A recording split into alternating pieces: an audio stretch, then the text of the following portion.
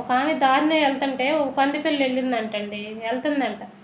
అది ముద్దుగా బొద్దుగా ఉందా కాదా అని తీసుకొచ్చుకొని శుభ్రంగా స్నానం చేపించి సింహాసనం మీద కూర్చోబెట్టిందంట.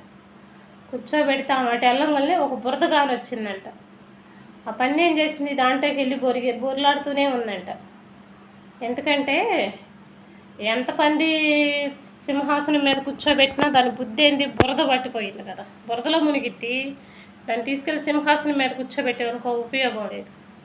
ఇది ఎందుకు చెప్తున్నానా అంటే, ఒక ఆమె దారినే వెళ్తుంటే ఒక పాప అంట రోడ్డు మీద ఏడుస్తూ కానొచ్చిందంట. అందరినీ అడిగిందంట, ఎవరు కూడా మా పాప అయితే కాదు అని చెప్పారంట. తనకి భర్త చనిపోయి ఉన్నాను, నేను ఒంటరిగున్నాను కదని తీసుకెళ్ళి పెంచి పెద్ద చేసి తన కన్న బిడ్డలా చూసుకుందంటండోయ్. చూసుకొని కొంచెం ఆటకాయితనంగా ఉండి కొంచెం చిల్లరతనంగా ప్రవర్తిస్తుందని మందలు ఇచ్చిందంట. ఇలా చేయటం కరెక్ట్ కాదు, నువ్వు కరెక్ట్గా ఉండాలి అని. తన కోపం వచ్చి 13 సంవత్సరాలకే 2 బాయ్ ఫ్రెండ్స్ ఉన్నారంట. వాళ్ళని తీసుకొచ్చి ఈ పెంచుకున్నామని చంపేసేసి ఆ బంగారాన్ని తీసుకొని వెళ్ళిపోయింది.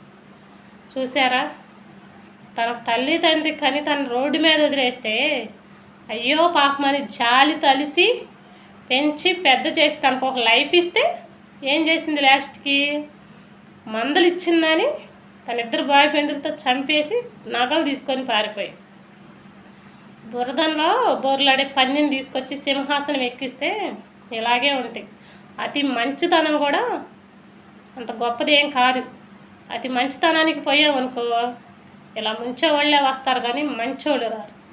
నిన్ను నువ్వు నమ్ముకో, నీ పక్కన వాళ్ళు కూడా నమ్మకూడదు. ఎందుకంటే రోజులు బాగోలా.